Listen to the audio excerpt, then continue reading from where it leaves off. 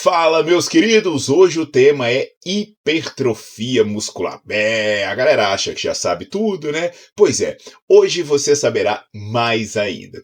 Eu vou te falar sobre a hipertrofia sarcoplasmática e a hipertrofia miofibrilar e as implicações que isso vai ter na sua vida, né? De repente você já tá olhando, não, mas que nome estranho, né? Que bicho é esse? Bem, eu vou explicar aqui de um jeito que talvez já tenham te contado essa história. Sabe aquele cara que é grandão? Né? O cara é grandão, mas não tem força, e a galera olha e fala, pô, aquele ali é só água. Pois é, isso aí é o que se supõe que ele tenha muita hipertrofia sarcoplasmática e pouca hipertrofia miofibrilar. Já tem aquele, né, que nem é tão grande, mas é forte pra caramba, que o cara é denso, né, o cara é socado. Então, se fala que essa galera tem a hipertrofia miofibrilar. Então, para você entender bem, a gente vai ter uma breve aula de fisiologia para entender bem como isso funciona. E é claro, né, vai ter implicação prática, implicação para o treino, implicação para o seu dia a dia. E aliás, falando em fisiologia, eu queria agora bater um papo direcionado para quem é formado, para quem tem curso superior, principalmente numa área que é associada à prescrição de exercício. Fica calmo que depois eu vou falar para quem não é formado também. E no final do vídeo tem um brinde para todo mundo. E a minha pós-graduação, eu, Paulo Gentil, resolvi lançar uma pós-graduação sobre prescrição de exercício. Ela se chama Alta Performance em Prescrição de Treino. É uma pós-graduação reconhecida pelo MEC, com 480 horas. A maior parte dos módulos é comigo. Ela é 100% online e a gente se encontra todo mês para bater papo. Não é aquela coisa que você assina, né? Você assiste a aula e fica largado, não. Não. Todo mês a gente se encontra para a gente conversar e tirar dúvida. Então, se você quiser entrar nessa pós-graduação e fazer parte do seleto grupo que é especialista em alta performance, em prescrição de treino para todos os objetivos, é só você procurar o link que está na descrição desse vídeo. Vai lá e vem estudar comigo. Tem planos especiais que começa aí por cento e poucos reais por mês. O negócio é para todo mundo, mesmo online, você pode fazer de qualquer lugar. Então, aproveitando que eu já parei para fazer uns parênteses aqui, né? E olha, independente de você ser formado ou não, você pode se tornar membro do meu canal, você tem acesso a conteúdo exclusivo e eu tiro todas as suas dúvidas. Isso custa apenas R$ 4,99 por mês. Vamos nessa? Então, apoia também. Não se esquece, cara, tá vendo o vídeo? Mete o dedo no like, coloca para seguir o canal e ativa as notificações, porque aí eu sempre te manterei informado de tudo que acontece por aqui. Segue a vinheta e vamos que vamos!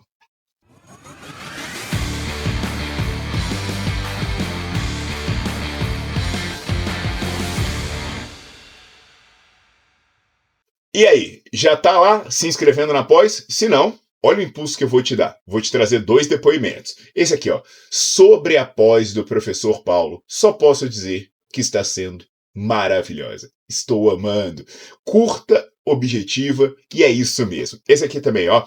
Acompanho todos os vídeos do Paulo Gentil aqui no YouTube. Assino o Nerdflix, excepcional. E agora, após 24 anos de formado em Educação Física, estudando na pós também. Cara, é pra todos, hein? Cara, é isso aí, você me segue aqui, você assina o Nerdflix, você lê meus livros, após é a cereja do bolo da brincadeira. Mas vamos começar essa história de entender a hipertrofia entendendo o músculo.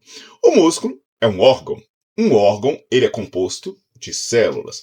No caso do músculo, as células são as fibras musculares. Sabendo que o músculo é um órgão composto de células e que o músculo é um órgão composto de fibras musculares, a gente entende que hipertrofia é quando um órgão cresce, porque as suas unidades constituintes crescem junto. Então a hipertrofia muscular é o músculo crescendo porque as fibras cresceram juntos. Então a gente tem que entender o que tem dentro da fibra para que ela cresça e faça o músculo crescer como um todo. E aí, gente, o músculo é algo tão especial, tão bonito, tão legal, que todo mundo ama, que quando a gente vai falar de músculo, a gente usa até um prefixo especial. Por exemplo, quando eu vou falar de células, né? Quando eu vou falar de células, eu sempre uso aquele prefixo de cito, que significa células. Então, citoplasma, né? Eu vou falar de citologia, mas quando eu falo de músculo, para dizer assim, eu estou falando da célula do músculo e das coisas do músculo, eu uso o prefixo sarco. Por que sarco? Porque sarco seria o prefixo grego, que é o prefixo que em grego se referia à carne. Tanto que quando você ouve falar sarcoplasma, é o plasma do músculo, da fibra muscular. Sarcopenia, opa, sarcopenia é a perda de tecido muscular. Então, eu vou falar muito de sarco quando eu estiver falando de músculo.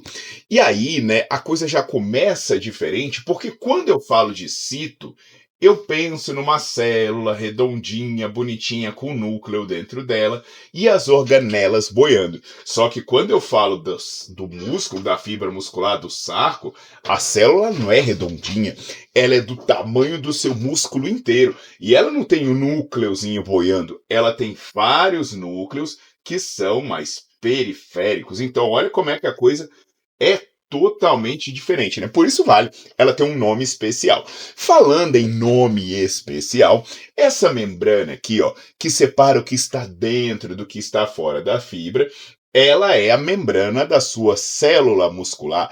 Então ela é chamada de sarcolema. Então o que está dentro dessa célula é o que a gente chama do conteúdo de sarcoplasma. Agora, dentro desse local, né, que tem líquido, tem um monte de coisas, mas uma coisa é muito interessante. Eu vou aproveitar que eu estou de ladinho e vou mostrar uma foto do nosso músculo, da nossa fibra muscular. Você está vendo só o sarcolema, né, essa capinha que envolve ela está ali, né, e dentro do sarcolema você está vendo as miofibrilas. Você está vendo uns filamentos grossos mais claros, que são os filamentos de miosina, né, os filamentos grossos, e umas pontinhas mais escuras, que são os filamentos finos ou os de actina. Essas são as proteínas contráteis ou as miofibrilas, e são elas que se conectam para puxar e fazer o nosso músculo contrair, elas que vão se soltar para fazer o nosso músculo relaxar. Então aqui, ensinando um pouquinho de fisiologia, eu falei de sarcoplasma, que seria esse conteúdo, né, com destaque para esse líquido que está dentro da fibra, e falei das miofibrilas, que são as proteínas contráteis que fazem força. E aí é a história, né? A história é que a gente pensa muito quando vê pessoas de determinado, né, com determinada característica, determinados perfis e até determinado desempenho, a gente pensa, opa, esse aí parece que tem mais sarcoplasma, seria quem? Aquela galera, né, que é grandona e tem pouca força. Por que ela seria grandona e teria pouca força? É porque se eu cortasse essa fibra muscular, né, nesse sentido assim, ó, fizesse um corte, pá, né, como se fosse essa caneta, eu cortasse ela e olhasse ela assim, eu ia ver duas fibras diferentes. Em uma dessas fibras, o que ia acontecer? Ele ia estar cheio de água e com pouca proteína contrátil, então seria mais ou menos isso. Ah, tudo bem, o músculo é bem grandalhão, mas a parte dele que consegue contrair e fazer força é uma parte piquititinha. Por quê? Porque ele tem uma grande hipertrofia sarcoplasmática. Já quando eu olhasse aquela fibra do cara que nem é tão grande assim e faz uma força danada e ele é denso, eu veria algo mais assim. Então, por mais que as duas fibras tivessem o mesmo tamanho, uma ia ter mais hipertrofia miofibrilar e uma teria mais hipertrofia sarcoplasmática. Pensando nisso, a galera já foi e correu para falar: ah, então isso explica algumas coisas. Por exemplo, um levantador de peso. Meu irmão, levantador de peso, você olha uns camaradas, velho, os caras nem são tão grandes às vezes, mas os caras produzem uma força absurda. E às vezes você vê um fisiculturista, o cara às vezes é grande pra caramba, ele é forte, mas se comparar com um levantador de peso, a força relativa dele não é só não é lá essas coisas. E aí a galera começou a falar: opa, se você quiser crescer e ficar mais inchado, treine igual um fisiculturista, faça mais repetições com cargas moderadas, né? Então, se você faz muita repetição, você trabalha mais seu conteúdo sarcoplasmático. Agora, se você quer ficar assim, mais denso, é melhor você treinar igual um levantador de peso, pegar mais carga e fazer menos repetições. Então, um exemplo aqui seria: aqui eu vou fazer acima de 10 reps, e aqui eu vou fazer menos de 6 repetições máximas. Seria isso, tá? Entendido, pessoal? Toda a história, toda a introdução de fisiologia, entendido, né? Então, eu falei para vocês que antes de começar os estudos aqui, né, eu vou trazer a boa notícia para quem não é formado. Para quem não é formado, a boa notícia é o Nerdflix. Paulo, mas eu não sou formado e nem sou da área, meu velho. Estuda pelo Nerdflix, porque você vai aprender e vai ter independência, ninguém mais te passa a perna. Paulo, eu ainda tô na faculdade, estuda pelo Nerdflix, que eu vou te ensinar o que não vão te ensinar na faculdade. Paulo, eu já sou formado, aí são dois, além do Nerdflix tem a pós também. Mas vamos lá, quais as evidências que eu tenho? Bem, se isso aqui que eu estou te contando é verdade, caramba, uma pessoa que é maratonista, ela vai ser uma baita pessoa sarcoplasmaticada, né? E aí eu pegar um levantador de peso, uma galera que malha mais pesada, ela vai ter mais miofibrila.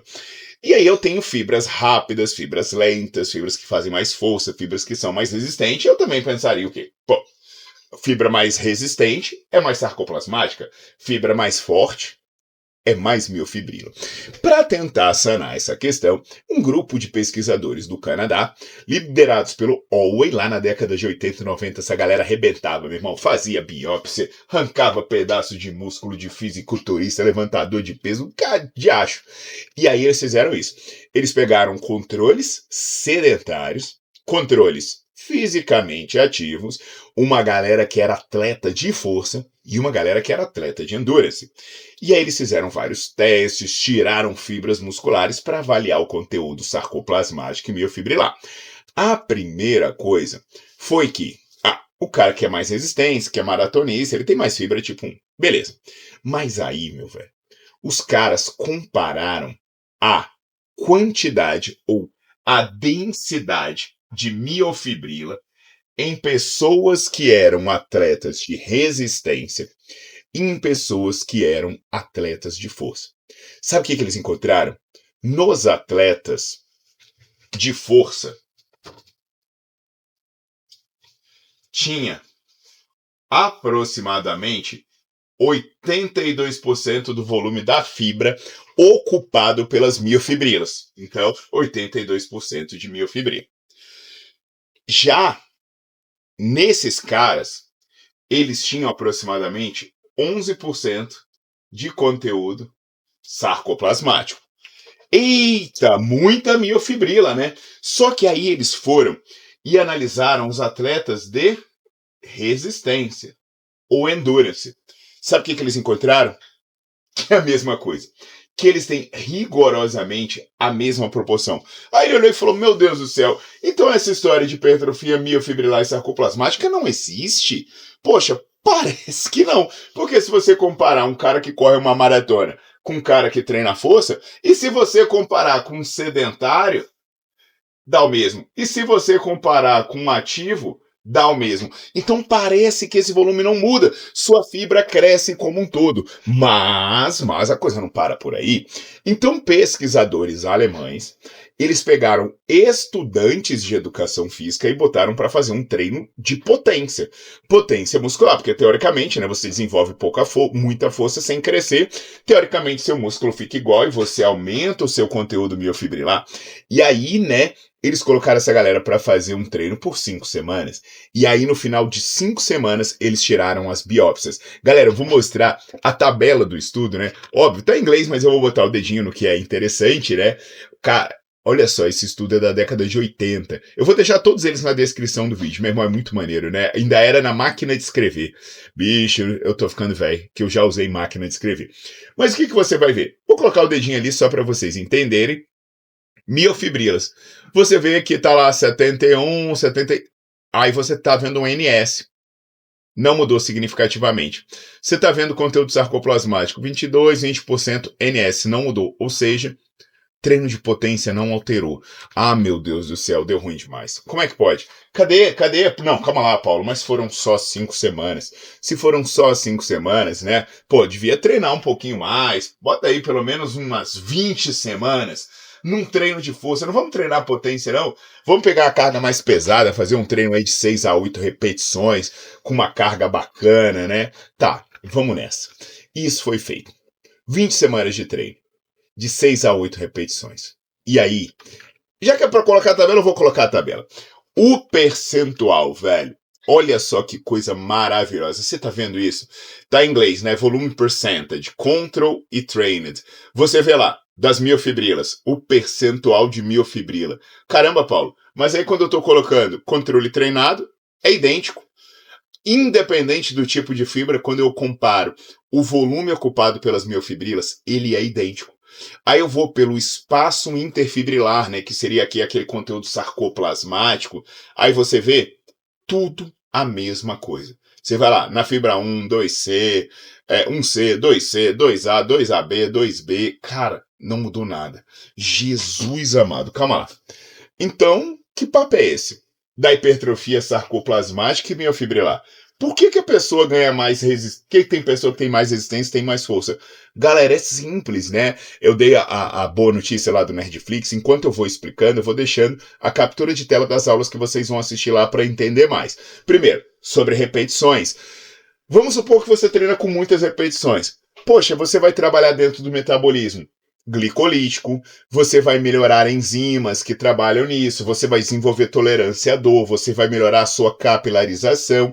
Então, mesmo que o seu músculo não mude de tamanho, não significa que você vai ter uma alteração nos seus componentes, porque, gente, apenas 5% da sua fibra é ocupada por todo o resto que não água ou proteína.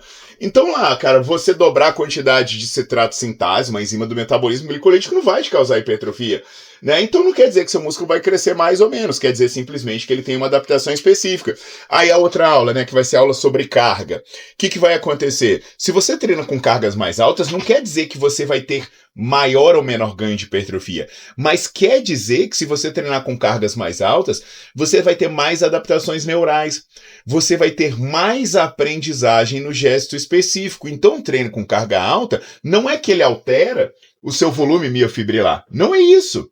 É simplesmente que ele te promove uma adaptação específica que vai te permitir desenvolver mais força naquele gesto específico. Agora, existe ou não existe hipertrofia diferenciada? Sim, existe. É possível, sim, você encontrar fibras mais inchadas em termos sarcoplasmáticos. Quando isso é possível? Ah, sabe quando isso é possível? Por exemplo, quando uma pessoa tem cardiopatia hipertrófica devido à hipóxia. Aí o volume que era de miofibrilas, né, sai de 85% para 73%. Beleza.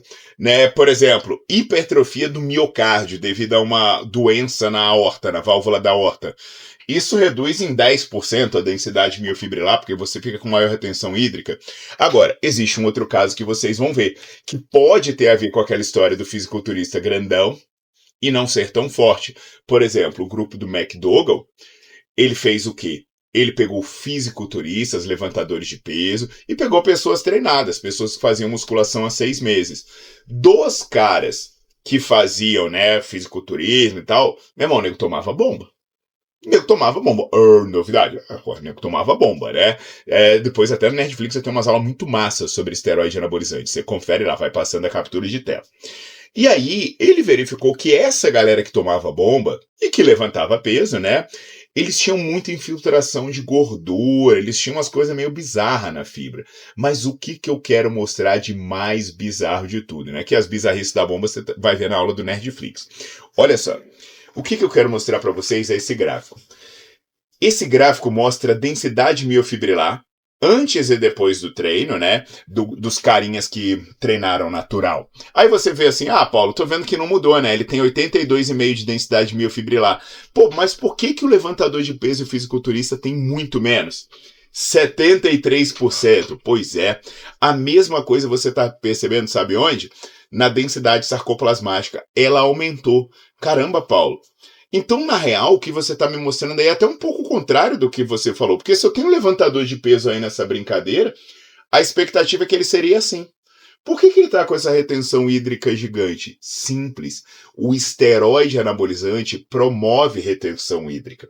E quando ele promove retenção hídrica, ele promove retenção hídrica também dentro da fibra muscular. Então, se alguém diz, mas eu já vi um fisiculturista com um músculo, com uma densidade sarcoplasmática alterada. Não foi o treino, não foi. Foi a bomba. Não existe como induzir separadamente hipertrofia sarcoplasmática e hipertrofia miofibrilar. Ou seja, agora você já sabe o que é hipertrofia sarcoplasmática, você já sabe o que é hipertrofia miofibrilar, você já sabe por que as estruturas musculares se chamam sarco, né? Você já sabe um pouquinho mais sobre fisiologia. Então, se você chegou até aqui, eu vou te dar de graça um e-book que é Desmistificando a Hipertrofia. É só você ir na descrição do vídeo, o primeiro link, você vai clicar e vai baixar de graça esse book. Então desfizemos esse mito de hipertrofia sarcoplasmática e miofibrilar, treinos com cargas altas e baixas, repetições altas e baixas, velho.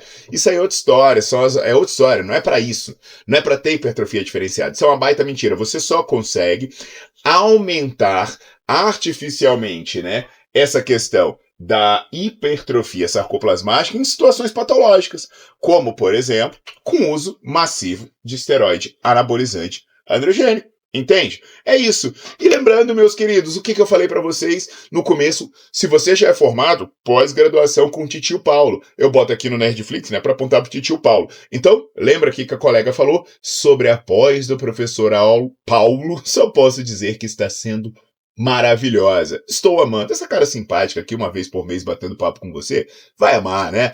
E aí tá, acompanho todos, esse é massa, ó, todos os vídeos do Dr. Paulo Gentil no YouTube, assino o Nerdflix, excepcional, né? E agora, após 24 anos de formado, tá fazendo pós comigo, velho. Isso é bom demais, meu irmão. Inclusive, se você faz pós comigo ou assina o Nerdflix, deixa depoimento aqui, deixa por sinal de fumaça que eu me amarro. Agora, se você não está formado ainda, ou se você já é formado e também quer ter educação continuada, Nerdflix. Agora sim, esse nominho aqui, ó. Cerca de R$1 por dia, meu velho. Você vai ter acesso a mais de 300 aulas, milhares de artigos, tem um aplicativo maravilhoso. Enfim, só não estuda quem não quer e invista nisso, porque conhecimento é o melhor investimento. Então não se esqueça, like no vídeo, siga o canal e aguardo vocês na próxima.